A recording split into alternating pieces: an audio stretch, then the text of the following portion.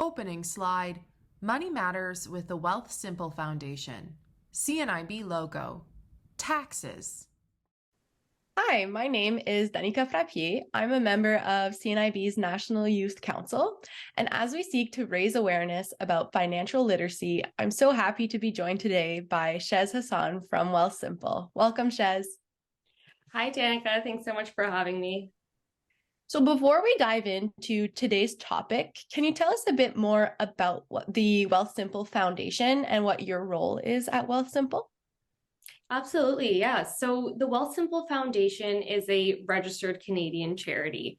The aim of the foundation is ultimately to remove financial barriers to post-secondary education for children from modest income families. In terms of my role, I work as an associate portfolio manager at Wealthsimple. And so my day-to-day consists of speaking with clients from all walks of life about their personal financial situation, educating them and advising them on how they can get closer to achieving their financial goals. Great, thanks. So, as some or most of you may know, when you make money, you also owe money, which gets collected in the form of taxes. So, understanding how taxes work might seem intimidating at first, but we're here today to share some basic knowledge so that you can feel confident when you're filing your taxes. So, on that note, Shez, can you tell us what's the purpose of taxes and where exactly does our money go?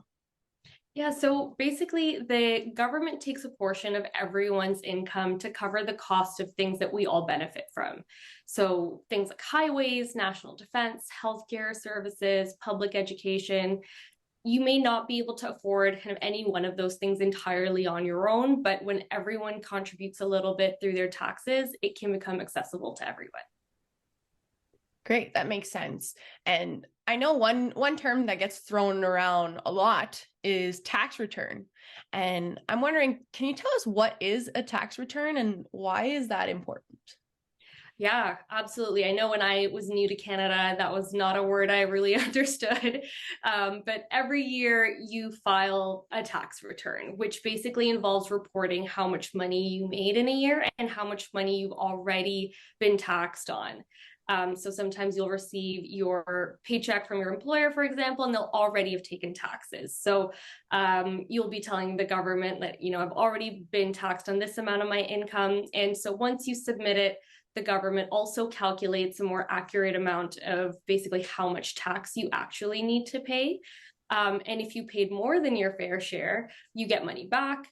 If it happens to not be enough that you paid, then they'll request that you pay more in taxes. Or, if you've paid just enough, then you're spot on and there's no need for adjustments. So it sounds like the government almost knows how much you owe them, which is a pretty neat thing. And I'm wondering, when exactly do we need to file our tax return? We hear about tax season. So when is that? Yeah, so the typical tax season is usually like March and April. There's a deadline at the end of April that basically marks the time by which we need to file before basically to avoid any interest or penalties on the taxes that we owe.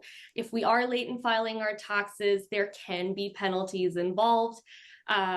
So really filing and beyond that, filing your taxes before the deadline also just helps you get your refund earlier.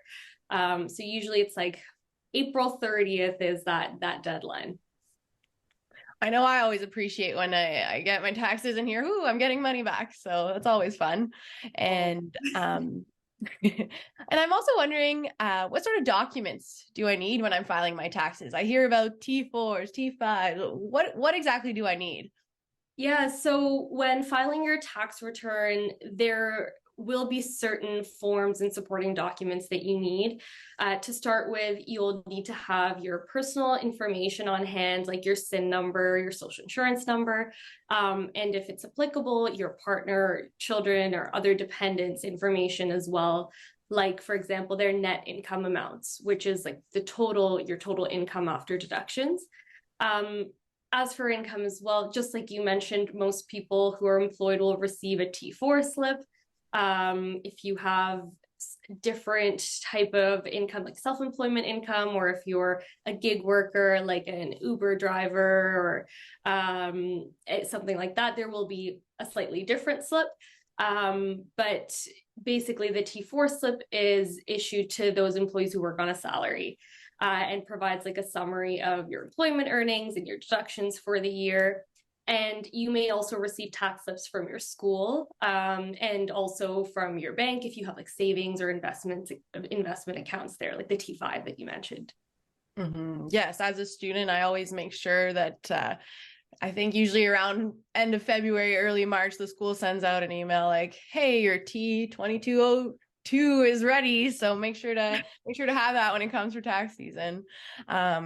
So that's great. Now that we know sort of what we need when we're filing taxes, can you tell us, how do we file my taxes? Like, where do I go for this? Yeah, so there are a bunch of options out there actually to file your taxes. So you can try like a government certified electronic filing software that does most of the work for you. You can also file online or by paper yourself. Or you can go to community volunteer tax clinics where someone like an authorized representative, like an accountant, for example, they'll actually guide you through the process. The government also actually has agents to help you file. So there are so many different options out there to help each and every one of us.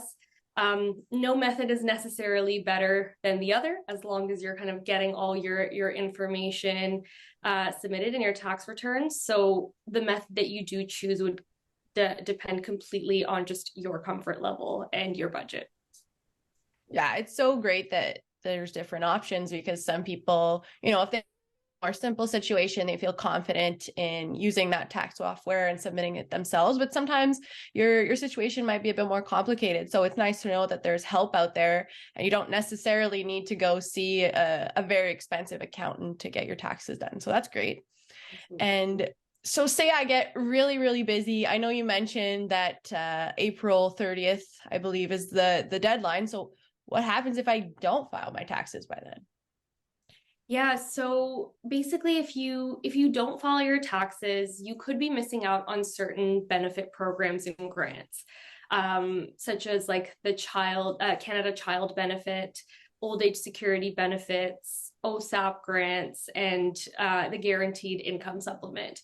These are the benefits that you do need to file your taxes each year to be eligible for them again.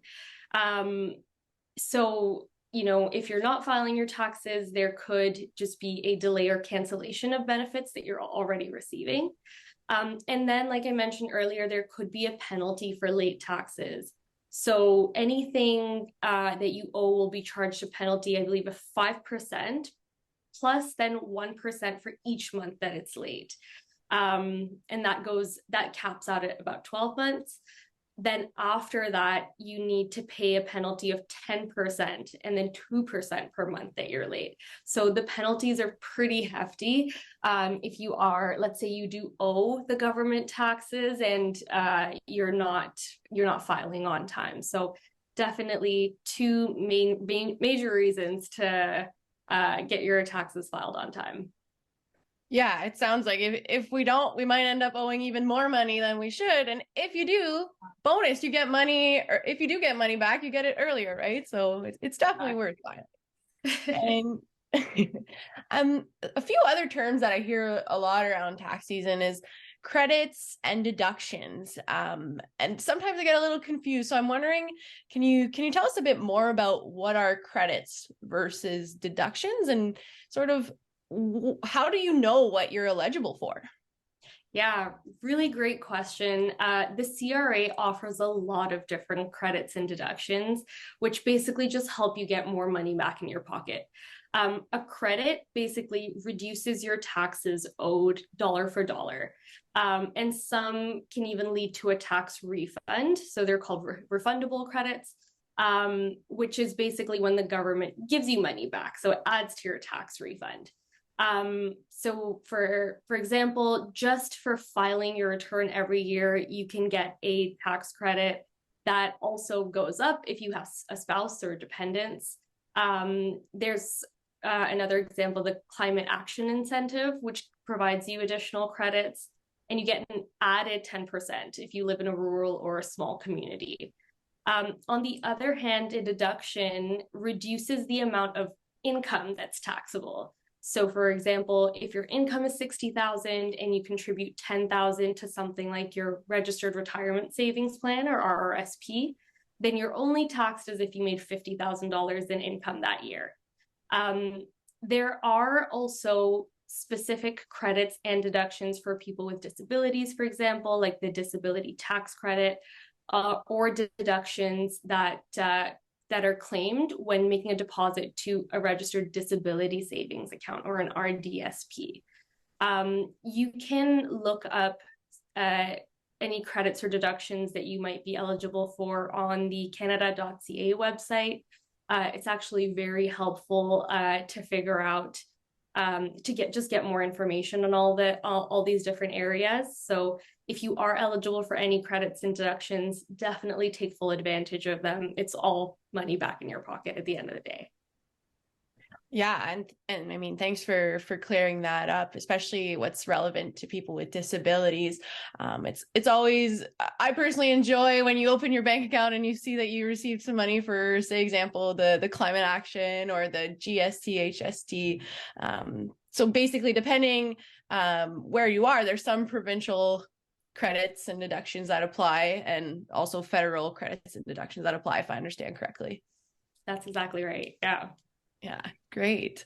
So, you've mentioned the Canada website, the CRA. If people want to learn even more about taxes, where can they go? Yeah, so honestly, a really great option is the Wealthsimple Foundation website. Has some really great resources on taxes and personal finance as a whole. The Wealthsimple website also has a Learn section that has a lot of different articles on kind of the different areas of taxation or personal finance that you may be interested in. There are also, honestly, a lot of great content creators on places like YouTube and surprisingly TikTok these days. There is, with that type of stuff, I'd be a little bit careful. Sometimes not all the information can be super accurate, but if you do verify with a quick Google search to see if other financial institutions or the Government of Canada website supports, then definitely a great source of just easy information to access. Yeah, you definitely bring up a good point there. When sometimes I hear terms and videos, I'm like, this is really interesting, but I always make sure to double check with, either the government website or Wealthsimple. I'll look up often and see, okay, what exactly is this deduction? What are they talking about? So that's a good recommendation for sure. Always good. And that really brings us to the end. So thank you so much for joining me today, Shez, and showing us that filing our taxes doesn't have to be intimidating. And like you mentioned, it could actually be beneficial for most of us. So thank you. Yeah, thank you so much for having me again, Danica.